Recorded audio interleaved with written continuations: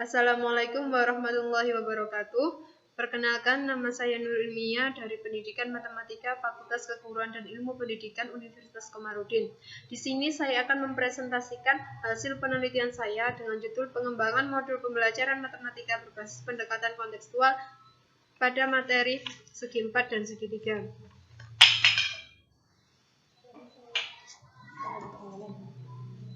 Oke, langsung saja yang pertama pendahuluan. Latar belakang. Yang melatar belakangi saya mengambil judul ini yaitu matematika merupakan mata pelajaran yang penting dan dibutuhkan dalam semua bidang. Secara garis besar, matematika terbagi dalam 4 cabang, yakni aritmatika, aljabar, analisis, dan juga geometri. Geometri itu merupakan salah satu cabang matematika yang penting untuk dipelajari karena geometri berperan dalam kehidupan sehari-hari. Cabang geometri yang dipelajari di tingkat SMP atau MTS, salah satu materi yang dipelajari yaitu materi segi 4 dan segi 3. Untuk mempelajarinya, siswa itu dihadapkan pada benda-benda yang abstrak, sehingga menganggap bahwa materi itu cukup sulit. Dan hal ini didukung oleh penelitian-penelitian terdahulu, serta peneliti juga memperkuat dengan pembagian angket kebutuhan bahwa materi tersebut itu materi yang cukup sulit dibandingkan materi aljabar dan materi sistem persamaan linier satu variabel. Salah satu cara untuk mengatasi permasalahan tersebut yaitu dengan cara pemilihan bahan ajar. Bentuk-bentuk bahan ajar sangatlah banyak, salah satunya adalah modul. Dalam pembelajaran, modul menjadi pilihan terbaik untuk dikembangkan karena modul dapat menjadi pegangan siswa dalam belajar mandiri, mengingat kecepatan belajar tiap siswa itu yang tidak sama dan berbeda. Modul dapat dikembangkan dengan berbagai pendekatan. Salah satunya yaitu pendekatan kontekstual. Pendekatan kontekstual ini tentunya membuat siswa merasa tidak asing karena materi yang dikaitkan dapat dihubungkan dengan kehidupan nyata yang mempermudah siswa dalam memahami materi. Sehingga dengan adanya modul dengan pendekatan kontekstual, maka akan tercipta pembelajaran yang lebih bermakna bagi siswa.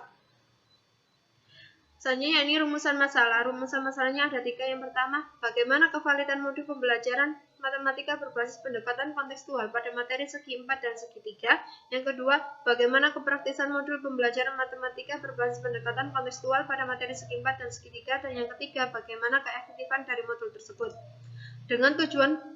Dengan rumusan masalah tersebut, maka tujuan penelitiannya yang pertama untuk mengetahui kevalidan modul pembelajaran matematika berbasis pendekatan kontekstual pada materi segi 4 dan segi 3. Yang kedua, untuk mengetahui kepraktisan dari modul tersebut. Dan yang ketiga, untuk mengetahui keefektifannya. Manfaat penelitian. Untuk manfaat penelitian yang pertama bagi siswa, salah satunya itu tersedianya bahan ajar untuk belajar secara mandiri melalui modul yang dikembangkan sehingga membantu siswa untuk mencapai ketuntasan belajar. Yang kedua, bagi guru, maka akan menjadi salah satu pilihan sebagai bahan ajar, sedangkan untuk peneliti lain dapat memberikan inspirasi dan acuan untuk melanjutkan dan mengembangkan penelitian yang sejenis. Selanjutnya yaitu metode penelitian. Metode penelitian yang pertama yaitu waktu dan tempat. Waktu dan tempat ini dilaksanakan di MTS Al-Hidayat Indrandeli pada semester genap tahun 2020. Jenis penelitian yaitu metode penelitian dan pengembangan dengan model yang dikembangkan adalah model AD, yaitu Analysis, Design, Development, Implementation, and Evaluation. Untuk subjek dan objeknya, penelitian ini adalah siswa kelas 7, sedangkan objeknya adalah bahan ajar berupa modul. Pengumpulan data dan instrumen penelitian. Untuk pengumpulan datanya di sini ada 4 data, yaitu data analisis awal, data kevalidan, data kepraktisan, dan data keefektifan. Data analisis awal ini ada 3 analisis. Yang pertama analisis konteks, analisis kebutuhan, dan analisis tugas. Data kevalidannya ini diperoleh dari lembar penilaian validasi.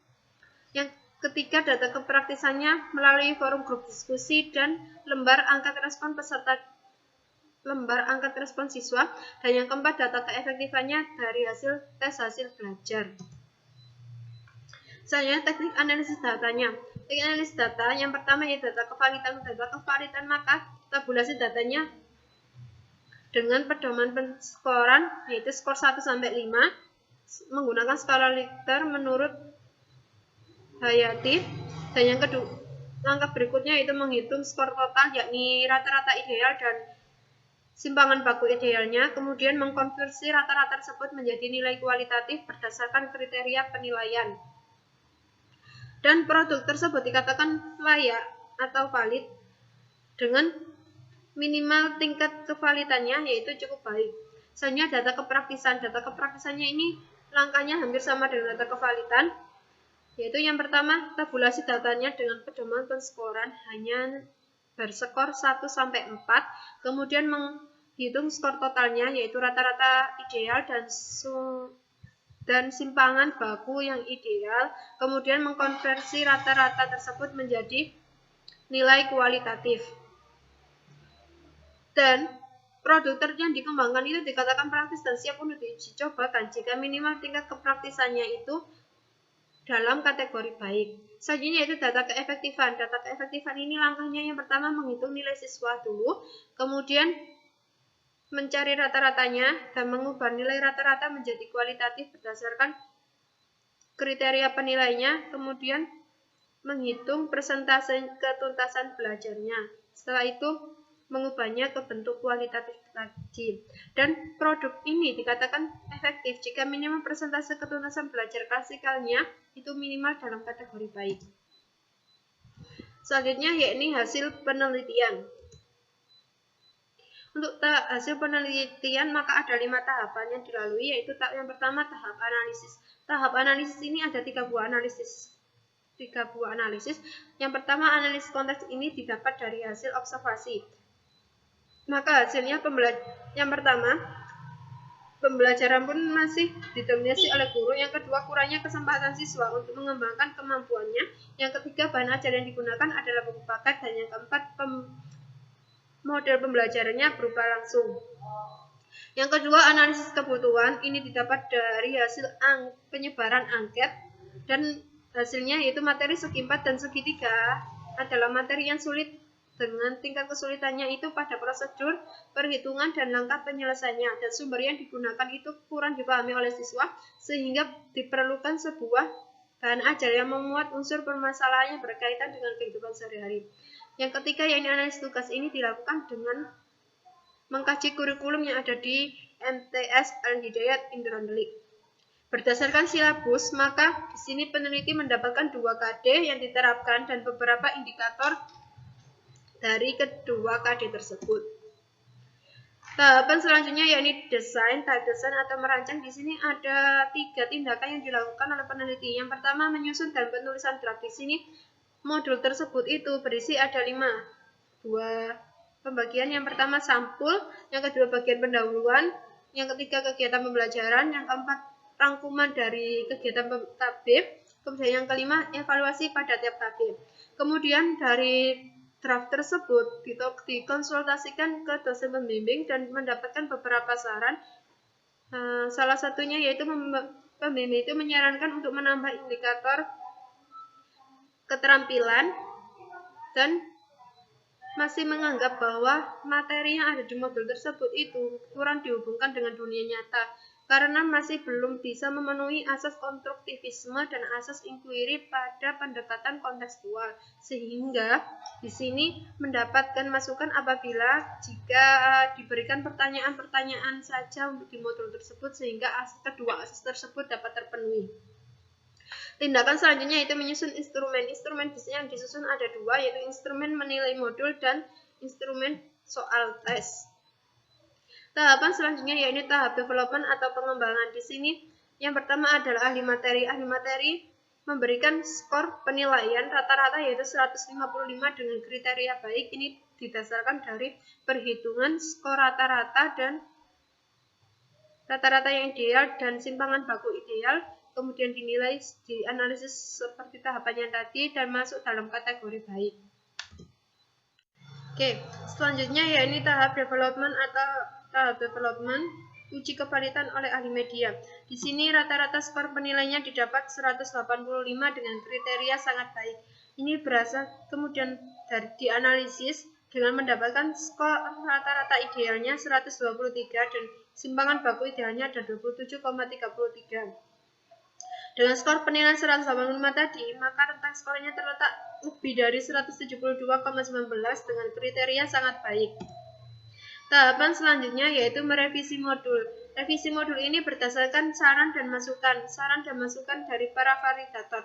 Saran yang pertama yaitu untuk pembahasan klinik bangun datar, tidak perlu diblok, kemudian memperbaiki penulisannya, kemudian ilustrasi awal itu lebih baik dikaitkan dengan materi yang akan dipelajari. Untuk saran dari ahli media, itu penggunaan kalimat perintah yang masih terlalu umum, dan yang kedua itu segi 4 sebaiknya gambar dari segi 4 sebaiknya dihilangkan arsiran tengahnya. Dan dari guru matematika mengatakan bahwa modul tersebut sangat baik, akan tetapi lebih baik lagi jika pada sampul modul itu ditambah kelas dan semester. Untuk tahapan development berikutnya yaitu uji kepraktisan. Untuk uji kepraktisannya ini ada dua, hasil forum grup diskusi dan angkat respon siswa. Untuk hasil forum grup diskusi ini terdapat beberapa masukan. Yang masukan yaitu alangkah baiknya jika kalimat-kalimat yang belum dipahami ini dispesifikkan dengan kalimat yang lebih ringkas dan ilustrasinya ditambah. Untuk angkat respon siswanya ini mendapatkan skor penilaiannya 387 dengan kategori sangat baik dengan rentang skornya lebih dari 367,2. Selanjutnya tahap implementasinya ini diuji cobakan pada 6 orang siswa dengan pembelajarannya sistemnya daring. Dengan daring yang pertama itu membahas kegiatan belajar kedua yang tentang persegi panjang dan membahas kegiatan belajar ke-8 tentang segitiga. Kemudian pada akhir uji coba, di sini peneliti memberikan tes sebanyak 3 soal. Kemudian dari 3 soal itu masuk ke tahap evaluasi untuk menghitung nilai keefektifannya.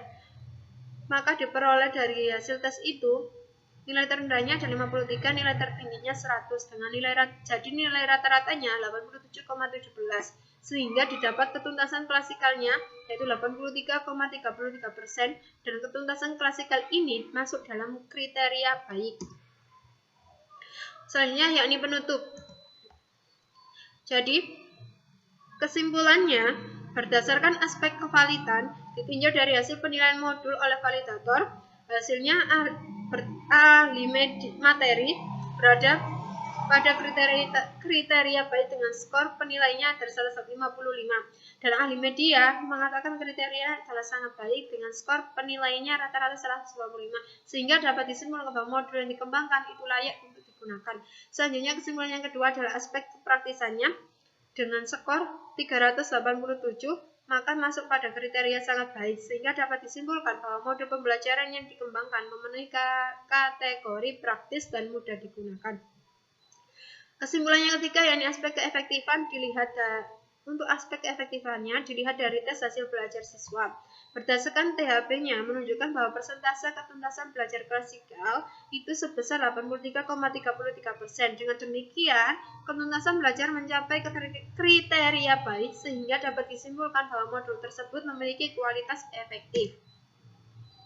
Saran yang pertama yaitu saran untuk guru matematika MTS. Diharapkan guru dapat menyusun modul pembelajaran matematika sendiri seperti yang telah dikembangkan dalam penelitian ini untuk materi yang lain sehingga bisa menjadi alternatif sumber belajar dalam proses pembelajaran dengan pendekatan kontekstual. Selanjutnya, bagi peneliti lain itu diharapkan dapat melakukan penelitian lebih lanjut untuk mengembangkan modul kontekstual mencakup aspek-aspek lain dan mengaplikasikannya pada materi pembelajaran yang berbeda atau pada mata pelajaran selain matematika. Oke, sekian presentasi hasil penelitian dari saya. Kurang lebihnya mohon maaf. Wassalamualaikum warahmatullahi wabarakatuh.